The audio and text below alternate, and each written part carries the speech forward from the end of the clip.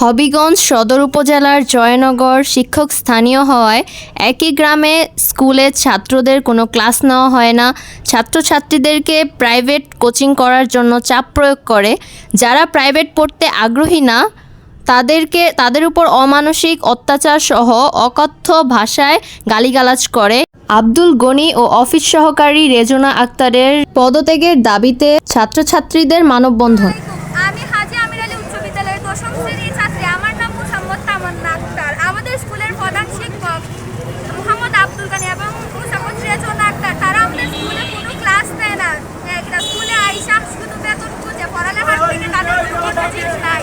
তারা ঠিক টাইমে আসে না, আইসা গল্প করে, আমাদের কোনো পড়ালেখার প্রয়োজন নাই। আমরা বলে আমাদের পড়ালেখা আমাদের যেভাবে ইচ্ছা সেভাবে চালাবো। আমরা একটা দফা এক দাবি, আমরা প্রধান শিক্ষকের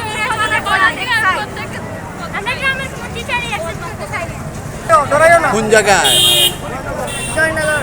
জয়নগর। কেন তোমরা এই আজকের এই পদত্যাগ বা মানববন্ধন করতেছো? এই জন্যে নাম বলছো আব্দুল গনি। আব্দুল গনি কি হেড টিচার? হেড টিচার, সহকারী টিচাররাও আসে না? এই রিপোর্টটি তুলে ধরেছেন আমাদের ওইখানকার এক রিপোর্টার ভাই মুজিব ভাই।